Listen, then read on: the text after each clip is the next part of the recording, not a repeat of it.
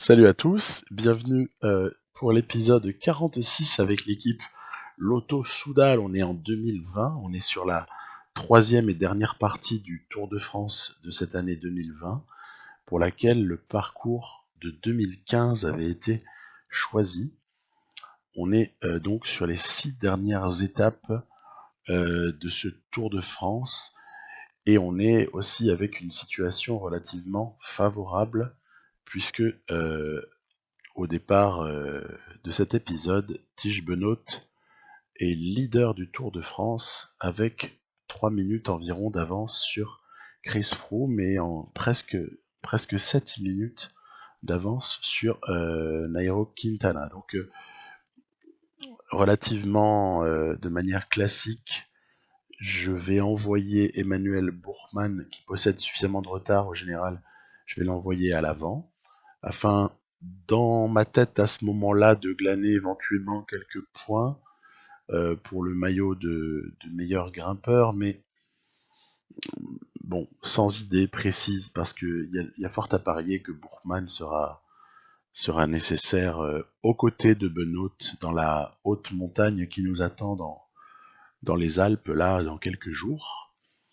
Donc au final, cette échappée est reprise, et puis on va, après avoir fait beaucoup travailler Mezek, après avoir fait travailler Hirschi, on a Wout van Aert aussi qui va se fatiguer. Bref, il ne va rester pour nous plus que Buchmann et évidemment Benoît avec un Wellens en embuscade, puisque le projet est là, avec cette arrivée qui est tellement favorable à nos deux punchers stars que sont Benoît et Wellens, c'est évidemment de mener la vie dure à nos concurrents dans la montée, en accélérant vraiment très fort sur la fin de la montée, pour ensuite essayer de mener une descente tambour battant. On voit que je vais à ce moment-là demander à Wellens de relayer, il va être chargé de relayer très fort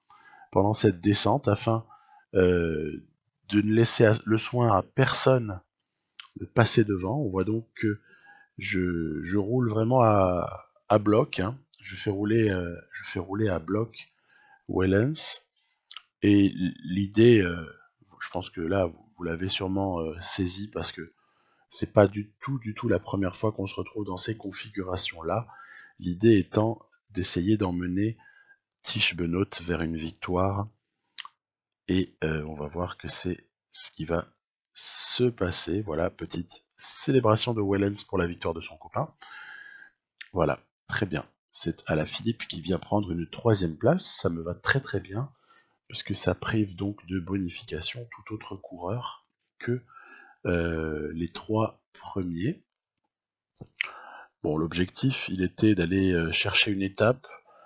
Il était éventuellement de faire un petit trou au niveau temps, mais ça, par contre, on n'y aura pas droit. Mais au moins, on va se consoler, entre guillemets, avec une bonification prise par, donc notamment, puisque c'est ce qui nous intéresse pour le général, Tige Benoît. Voilà, donc l'avance va monter. Chavez, toujours indéboulonnable, et Benoît, de manière totalement surprenante et presque involontaire de ma part, est en tête du classement par points. Donc on a plus de 3 minutes 10 d'avance sur Chris Froome au matin de l'étape 17. Cette étape 17, elle est intéressante.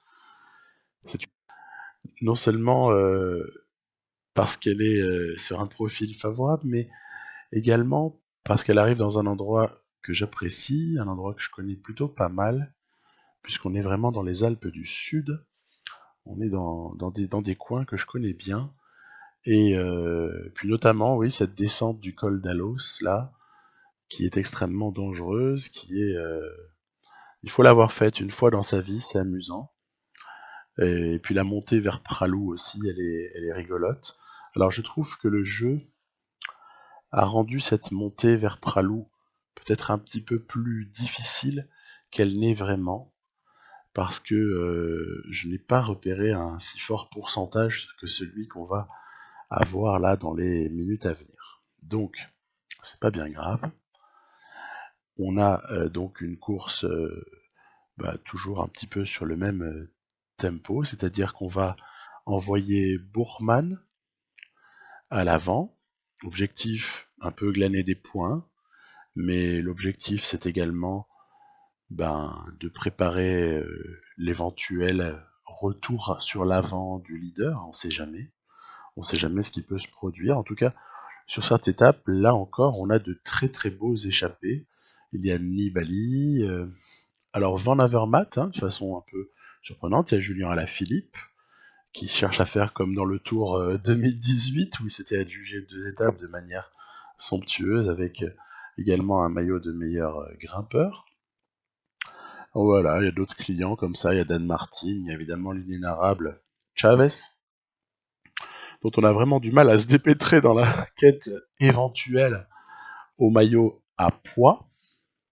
Voilà, on est au sommet du col d'Alos.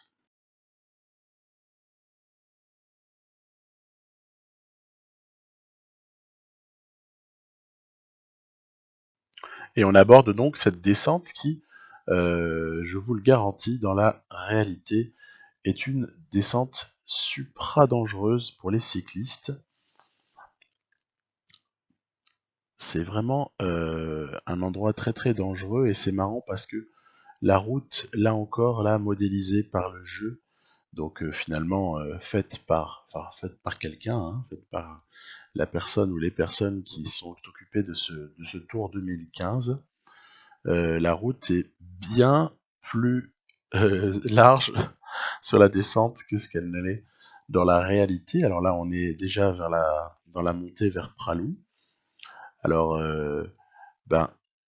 il y a une lutte, il y a une lutte entre échappés. On voit que Bourman va peut-être avoir des difficultés pour s'imposer. Toutefois, il essaye tout de même. Voilà, j'essaye de voir si je ne pourrais pas avoir à l'usure, entre guillemets, mes concurrents d'un jour.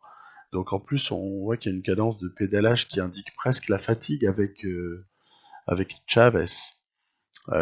Mais quoi? Mais ce dernier va réussir à l'emporter sur le final. Je pense que la capacité d'accélération de Chavez fera de lui quelqu'un qui l'emportera systématiquement par rapport à Emmanuel Bourman. La lutte est quasi inégale entre les deux. Il y a une valeur en montagne qui est supérieure pour Bourman, mais les qualités de finisseur sont tellement meilleures du côté de Chavez, qualité physique de façon un petit peu générale, que dès lors que Bourman se retrouve en échappée avec Chavez, il, il est voué à faire, dans le meilleur des cas, il fait deuxième, quoi.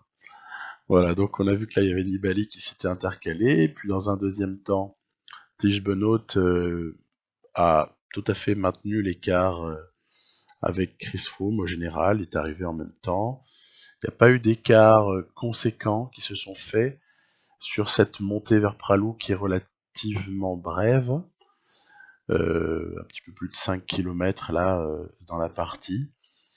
Donc, statu quo global, je dirais, pour, euh, pour ce qui est des positions, voilà, toujours une avance relativement sympathique pour Tige Benoît. Et alors qu'on aborde l'étape 18. Alors celle-là aussi, elle est sur une configuration. On voit il y a un gros monstre, c'est le col du Glandon, là, en avant-dernière difficulté, un col hors catégorie. Et puis ça terminera avec les fameux lacets de Montvernier. On est là encore sur un petit clin d'œil vis-à-vis du Tour de France 2018, où il y a décidément quelques similitudes assez amusantes à remarquer entre le Tour 2018 donc, et le Tour 2015. Alors là encore, j'ai envoyé Bourman à l'avant, l'idée étant, pourquoi pas, d'essayer de glaner des points, on est toujours dans la même posture, ou bien servir de relais si jamais derrière on arrivait éventuellement à s'échapper. Et puis, ce que j'ai fait aussi, que vous avez pu apercevoir, c'est que j'ai envoyé à un moment donné Tim Wellens à l'avant. Et c'est amusant parce que l'effet recherché a été totalement atteint, à savoir que, bah oui, dès que Tim Wellens bouge une oreille, il y a tout de suite une réaction super violente, des Sky, des Movie Stars, même des AG2R, on se demande un petit peu ce qu'ils espèrent, ceux-là, vu la position de Bardet au général, bref. Mais bon, donc voilà, petite observation, j'avais envie de tester, j'ai vu ce que je voulais voir, je l'ai fait à plusieurs moments dans ce tour, d'essayer de faire partir des gars pour voir un petit peu quelle était la réaction du reste du peloton.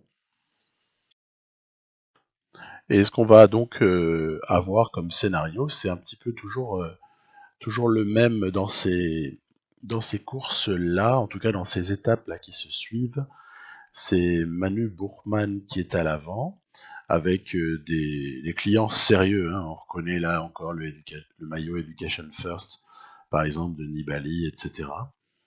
Et puis Chavez, évidemment, bref. Et puis à l'arrière, bah, une course où bah, j'essaye de, on va dire, ne pas imprimer de trop gros rythme, mais aussi à des moments, j'hésite pas à accélérer pour essayer d'éliminer un ou deux équipiers de Chris Froome. Ils sont durs à déboulonner, hein. Mais bon, voilà. Et puis ce qu'on peut voir, c'est qu'aussi il y a des petites velléités de nos concurrents. Voilà Chris Froome notamment, qui a tenté une attaque. Il y a une série de favoris hein, dans sa roue. On aperçoit le maillot de champion de France de Bardet, on aperçoit Quintana, et puis finalement, la meilleure manière de répondre à ces attaques, ça n'est pas de s'exciter immédiatement, alors qu'on voit que Froome passe légèrement devant nous au sommet du Glandon.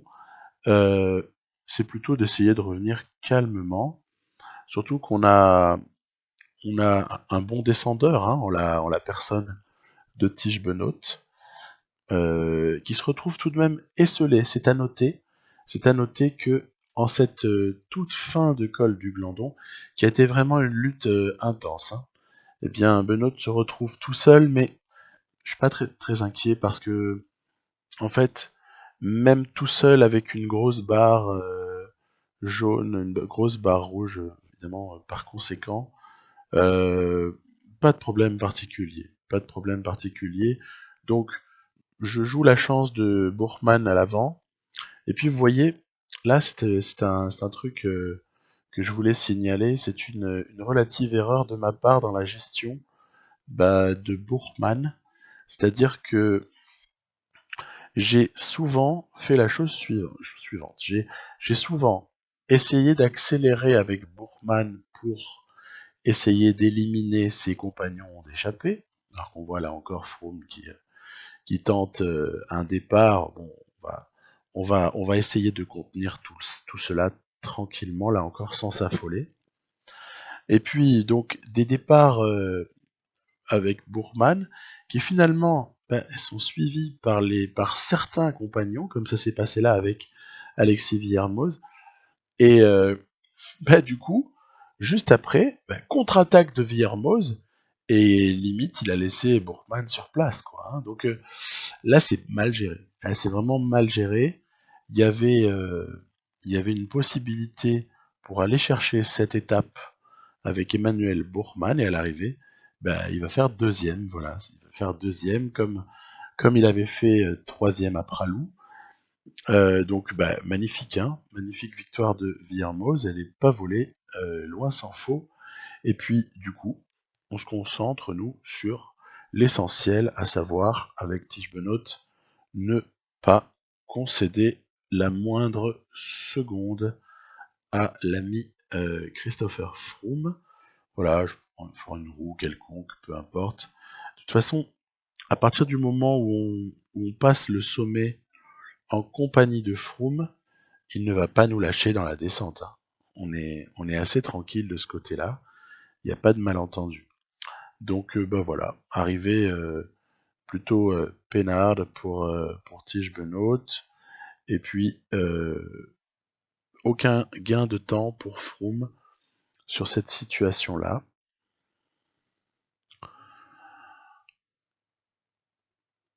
Et puis, après, on s'occupe de ramener un petit peu tout le monde au bercail, hein, parce que, mine de rien, ça s'est éparpillé dans tous les sens.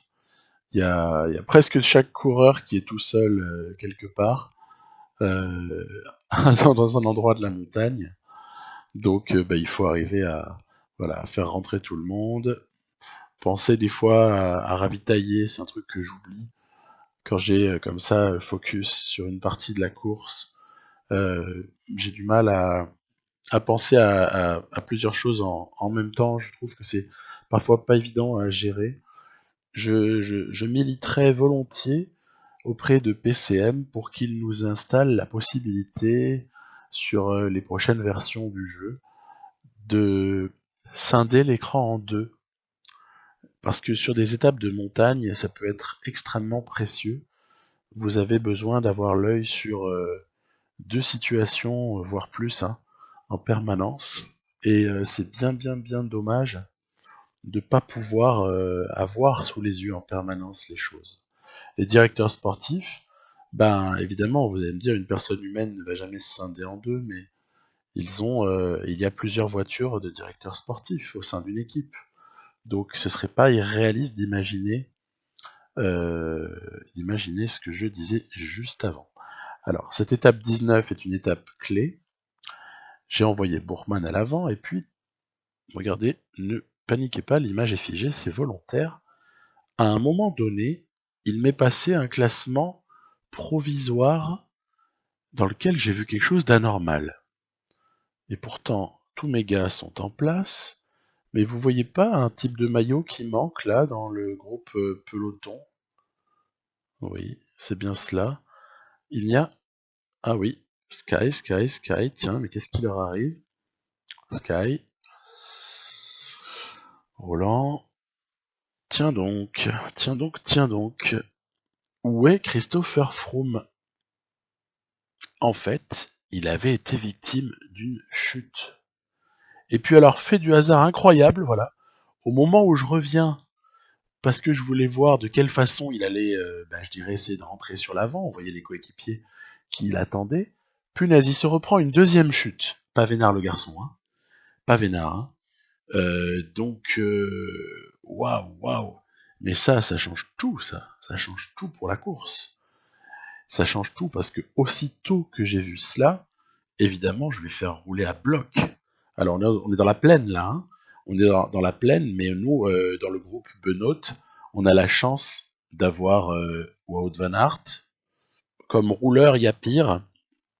On a la chance également d'avoir Hirschi qui a de l'énergie à donner.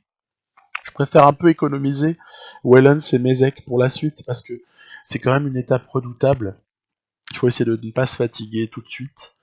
Mais vous voyez, je remonte. Là, actuellement, on est à environ 4 minutes. On est entre 3 et 4 minutes de retard pour le groupe Froome par rapport au groupe Benoît qui, Benoît, lui, pour sa part, est accompagné quand même de quelques leaders. Hein. Attention, hein, ceux qui ont chuté. Les principaux qui ont chuté, ce sont Froome, évidemment, et Mollema. Voilà. Mollema qui était top 5, hein, je crois me souvenir, avant l'étape, ou quelque chose de ce genre. En tout cas, il en était pas loin. Et Mollema est un quick step. Hein. Ça vous explique pourquoi les quick step roulent à fond en compagnie des Sky pour essayer de ramener tout ce petit monde. Et moi, j'ai trouvé des alliés de circonstance. C'est vachement rigolo. C'est comme dans le vrai cyclisme. Hein. J'ai trouvé des alliés qui sont les Movistars. Tiens, comme c'est étonnant. Les Movistars auraient donc intérêt à rouler. Voilà, donc pour une fois que Movistar se mouille un peu dans une course et essaye d'être un peu actif. Et puis là, alors là, j'ai presque de la peine parce que le pauvre Froome se retrouve sur du plat à devoir boucher un gros trou tout seul. Alors là, dans ma tête, ça ne fait qu'un tour. Ça ne fait qu'un tour et je me dis que, bon, peut-être qu'il va rentrer. Voilà, il est rentré. Il est rentré sur l'arrière du peloton maillot jaune. Mais honnêtement, sa présence là, elle est de courte durée, hein. Pourquoi elle est de courte durée? Ben parce que nous, on est un peu cruel du côté de l'Auto-Soudal. Si on voit notre concurrent principal pour ce Tour de France, si on le voit en grosse difficulté et qu'on sait qu'il a dû produire un énorme effort pour rentrer, bah écoutez, on va pas se gêner pour appuyer, hein. Voilà. Donc on appuie vraiment là où ça fait mal et on a un Chris Froome qui commence déjà à craquer alors qu'on n'était même pas à la moitié du col de la Croix de Fer. Donc ça nous laisse imaginer des choses pour la suite. On peut se dire à ce stade-là que l'addition va se payer très très très cher pour lui. Ça veut peut-être quasiment dire de sortir du top 5, de craquer à ce moment-là, parce qu'il y a moyen de faire de gros écarts. Et dans ce jeu, quand vous avez quelqu'un qui craque, comme ça, en cours de montée, il y a moyen de réaliser des écarts mais de malade, quoi. Du coup, j'ai carrément demandé à Bourgman d'attendre, parce que je veux appuyer vraiment très très très très fort. S'il y a moyen d'éliminer Chris Froome de la course au Tour de France, de l'éliminer, hein, je dirais, par rapport à sa dangerosité au général, hein, pas de l'éliminer. On n'a pas la prétention de le mettre hors délai, hein, parce que si on met Froome hors délai, on va terminer le Tour de France à 20 coureurs, hein. Donc on n'en a pas les moyens de l'éliminer, on va pas l'éliminer, mais on va rouler comme des malades. Les movie stars sont contents, un opportuniste Romain Bardet juste à côté est content. En fait, ça arrange un peu tout le monde. Ça arrange tout le monde. À part Quickstep, qui lui aussi a perdu un peu gros parce qu'il y avait Mollema dans le coup. Et que Mollema, du coup, se retrouve lui aussi vraiment loin. Et voilà. Donc on va gérer notre force. Et puis, c'est presque ce qui va m'obséder jusqu'à la fin de cette étape. C'est uniquement ça, c'est comment gérer la force de Bourgman, la force de Mézec, afin de faire en sorte que Tish Benoît et Tim Wellens arrivent, je dirais, à la barre vidée, mais en franchissant la ligne d'arrivée. Voilà. Je veux gérer le truc de façon calme, progressive, sans commencer à faire d'efforts violents. On n'a pas besoin de faire d'efforts violents. On ne vise pas la victoire d'étape.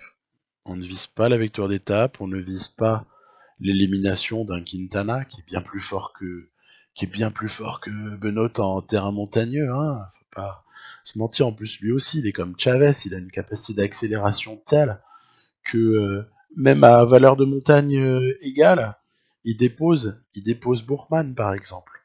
Donc pas d'objectif autre que rallier l'arrivée à la tout-suivre avec un écart maximal sur Froome. Vous voyez que là, on a fait un bref tour chez chacun. Van Aert qui termine calmement, Hirschi aussi, le pauvre Ganna qui souffre parce que la montagne n'est pas son terrain. Et puis, vous voyez, il y a Quintana là qui part avec Romain Bardet. Bah écoutez, il n'y a pas de problème, hein. Moi, ça ne me dérange pas. Quintana, il est à 6,50 au général. Donc, s'il veut partir, s'il veut même aller gagner l'étape, s'il veut nous reprendre 2-3 minutes, il n'y a aucun souci. Il n'y a pas de problème. De toute façon, on n'a pas les moyens de le suivre. Il faut juste être clair avec ça, quoi. On n'a pas les moyens, on n'est pas capable de suivre Quintana sur de la montagne comme celle-ci, hein. Donc voilà, tout simplement. C'est donc une victoire donc pour Nairo Quintana. Et Tish Benoît termine, c'est ce que je vous avais dit, c'est-à-dire avec un peu de barre rouge, un tout petit peu de barre rouge, juste voilà de quoi rallier la ligne d'arrivée. On a géré notre barre, on n'était pas... Vous remarquerez que j'ai pas eu un bonus plus 5, hein. Je l'ai pas eu, hein. Et puis vous allez voir qu'à l'étape 20, j'aurai pas non plus mon bonus plus 5, et loin s'en faut. Donc c'est pas grave, on accepte les choses. Pourtant, il est annoncé à +4 en forme du jour. Oh, j'ai un paquet de coureurs qui sont annoncés à +4. Il y a aussi l'ami Van Aert. Van Aert, il a fait presque tout le Tour de France à +4 ou +5. C'était énorme. La forme du gars. Bourgman et Mézec, c'était pas trop mal, surtout à partir du moment où ils ont eu leur pic de forme, parce qu'avant c'était un peu tendu. Et Tige Benoît, il n'y a pas de quoi se plaindre. Wellens non plus, ils ont été servis, mais à foison en termes de forme du jour. Ça a été vraiment phénoménal. Donc voilà, Quintana a repris du temps, il n'y a aucun problème. Il reste tout de même 4 minutes d'avance et il reste tout de même une étape 20. Et se prendre 4 minutes dans la montée de l'Alpe d'Huez, oh, ça veut quand même dire qu'on a complètement craqué, quoi. Mais vigilance, vigilance, vigilance. Donc bonus, vous voyez, vraiment pas terrible pour Benoît sur cette étape 20. Mais je suis pas non plus inquiet outre mesure parce que il y a quelque part à jouer notre partition habituelle. J'en vois pas d'échappée du coup, j'en vois aucun échappé. Il faut jouer notre partition habituelle qui est montée progressive. On remonte la croix de fer de nouveau, col de la croix de fer, montée progressive, sans fusiller tout le monde. Élimination au passage de quelques équipiers parce que tant mieux, ça permet d'isoler légèrement les leaders, mais sans vraiment d'obsession. Je suis monté à un rythme très très très calme avec Bourgman là. Je trouve qu'il s'y prête tout particulièrement, Bourgman. Il suffit de lui mettre un tempo relais et 65 ou 67, à des moments 69 de barre d'effort. Et puis ça permet déjà d'éliminer beaucoup de coureurs tout en ne vidant pas nécessairement trop rapidement la barre des nôtres. Parce que c'est bien gentil d'éliminer tout le monde, mais voilà, si c'est pour éliminer Benoît et Wellens, c'est vraiment stupide. Donc voilà, on est maintenant dans la plaine, juste avant la montée vers l'Alpe d'Huez, donc la dernière difficulté de ce Tour de France. Et puis on voit que les skies ils sont en nombre. Quand les skies sont aussi présents, aussi haut, en général ça ne ment pas. C'est parce qu'il va y avoir une attaque de Froome. Voilà, c'est souvent comme ça. Mais à la limite, c'est pas grave. C'est pas grave. Froome, il est à 9 minutes. Donc qu'il attaque, il n'y a pas de souci. Qu'il aille même chercher l'étape, ça nous fera plaisir pour lui. Et comme ça, il aura gagné la première étape, il aura gagné la 20e. Et puis grand bien lui en face. Nous, on a un petit peu autre chose en tête là. Finir calmement. Donc on voit aussi Quintana qui part. Donc ça par contre c'est un petit peu plus à surveiller. On va s'occuper de au moins rester avec Quintana le plus longtemps possible. On voit que là il est encore avec nous alors qu'on n'est pas loin de l'arrivée. Là ça sent bon à ce stade-là. Ça sent très très bon. Parce que ce qui m'aurait beaucoup alerté, c'est un départ de Quintana à peu près au moment où Chris Froome est parti. Voilà. Mais il faut croire que Quintana n'avait peut-être pas exactement les mêmes jambes que Froome sur cette toute fin de Tour de France. Donc on voit quand même qu'il va nous mettre, un petit écart. Il va nous mettre un petit écart, c'est normal. On est dans l'Alpe d'Huez. Je me souviens que la fois d'avant, dans l'Alpe d'Huez, on avait aussi ramassé 1 à 2 minutes dans la vue. Bon, c'est le tarif. Mais Tour de France, c'est un équilibre finalement entre tous les profils d'étapes proposés et en l'occurrence notre avance donc aura suffi puisqu'on va faire franchir la ligne à Benoît, à Wellens. Voilà, on voit que Mollema s'est vengé de sa chute et de sa perte au classement de la veille. Donc voilà, 3e place pour Froome. Et au général, c'est donc une victoire finale pour Tige Benoît. Il ne reste plus qu'à ne pas tomber, ne pas crever, je ne sais pas comment, bref, ne pas avoir d'horrible malchance le lendemain. Et ce tour sera gagné. Wellens Bah c'est pas trop mal, il va nous faire même un top 10. Écoutez, moi ça va, je prends. Et puis Bourgman et Mezek qui étaient initialement prévus pour jouer les premiers rôles, hein. Je suis sincère, hein, je le prévoyais pas pour Benoît, hein, a priori celui-là. Bourgman et Mezek auront finalement joué un rôle d'équipier vraiment précieux, hein. Ne crachons pas dans la soupe. Mais en revanche, voilà, entre la 15-20e et voire même 25e place pour Mézec. Donc les Champs-Élysées, on ne va pas se mêler à la bagarre, ça n'est pas du tout notre but. Voilà, victoire au sprint de Gaviria, mais tiens, mais comme c'est étonnant, quatrième victoire de Gaviria au sprint sur ce Tour de France. Quand je vous disais que c'était vraiment en 2020, là dans la partie, le sprinter avec un S majuscule, il est réellement plus fort que tout le monde, hein, voilà, hein. Par contre, le maillot vert, il n'est pas à lui, hein, on lui a prêté. Voilà. On lui a prêté parce que malgré sa victoire, il n'attrapera pas le classement par points. Donc voilà, c'est un triomphe pour la deuxième année consécutive pour Tish Benoît. Chavez, c'est pas la première fois aussi qu'il le chope ce maillot à pois, hein. Donc c'est sympa aussi, il y a une petite régularité là sur le podium du Tour. Le maillot vert, c'était totalement inespéré et même pas spécialement un objectif. Donc en fait, Tish Benoît nous a fait du Eddy Merckx qui attrape tous les maillots entre guillemets. Enfin, il nous en manque un. Voilà, on a je voulais le classement par points parce que je voulais de l'argent parce qu'en fait, je vais avoir beaucoup de dépenses dans les mois et dans les années à venir. Il fallait continuer à se constituer un petit matelas. Je vous expliquerai pourquoi. Donc, Benoît, plus épatant, et oui, oui, oui. Et quand il en gagne 2 des Tours de France, il accède tout de même à un statut. Vous voyez les noms des gens qui en ont gagné 5, 4, 3, et puis on rejoint avec 2. On rejoint Copy, Thévenet, Fignon, Contador, il y en a un qui lui a été retiré. Bon, c'est vraiment un bilan magnifique. Une victoire pour Wellens, une victoire pour Van Aert, une victoire sur le contre-la-montre par équipe et 4 victoires pour Benoît. Bon, ça va, hein, il y a de quoi se frotter les mains. Et puis, on va déjà se projeter sur la suite parce que dans ce jeu, c'est toujours ça qui est amusant.